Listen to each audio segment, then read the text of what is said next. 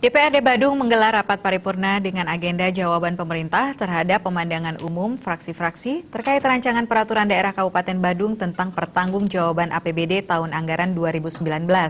Rancangan kebijakan umum APBD Kabupaten Badung tahun anggaran 2021 dan rancangan prioritas dan plafon anggaran sementara APBD Kabupaten Badung tahun anggaran 2021. Jawaban pemerintah dibawakan langsung oleh Bupati Badung Inyoman Giriprasta. Dalam jawabannya, Bupati Giriprasta mengatakan revitalisasi sektor pertanian, terutama di wilayah Kecamatan Petang, pemerintah daerah telah mengambil langkah peningkatan kualitas jaringan irigasi menggunakan material preskas, serta membangun bendungan dan terowongan. Pemerintah kurang sependapat akan ketidakvalidan database jumlah akomodasi pariwisata di Badung, sehingga berpengaruh kurang optimalnya penerimaan pajak hotel. Bahwa pada masing-masing perangkat daerah teknis terkait telah memiliki database yang bersumber dari pencatatan data usaha akomodasi yang memiliki izin serta NPWPD. Pemerintah Badung sepakat dengan saran Dewan untuk mendorong pemerintah pusat melakukan kebijakan travel bubble dengan negara yang berhasil mengontrol virus corona, seperti Cina, Korea Selatan, Jepang, dan Australia.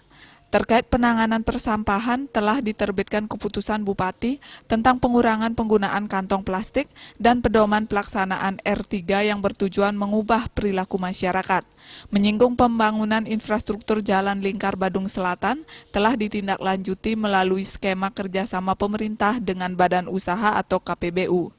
Sedangkan terhadap pelayanan perizinan dengan sistem online yang belum optimal, menurutnya pemerintah senantiasa terbuka terhadap berbagai upaya investasi, tetapi harus mengikuti regulasi yang berlaku, mengingat izin adalah sebuah ketetapan yang memiliki konsekuensi hukum. Nah, terkait dengan pemenangan umum fraksi PD Perjuangan, fraksi Badung Gede, dan fraksi Golkar, kami juga ingin menyampaikan sedikit secara lisan kepada kawan-kawan kami di fraksi Golkar. Berkenaan pertanggungjawaban pemerintah Kabupaten Badung 2019 itu tidak lagi membicarakan tentang bantuan hibah dan seterusnya, karena itu sudah melalui pembahasan dan itu sudah ditetapkan di APBD, bahkan itu sudah disetujui oleh DPRD dan termasuk fraksi Golkar. Maksud saya jangan sampai miskomunikasi tentang hal ini, saya hanya meluruskan. Sementara Ketua DPRD Badung Iputu Parwate mengatakan, ke depan pihaknya akan terus mendorong dan mengawal pemerintah terkait program prioritas di tahun anggaran 2021, terutama komitmen terkait pendidikan, kesehatan, serta ekonomi yang berdampak mengurangi ketimpangan dan membangkitkan UMKM.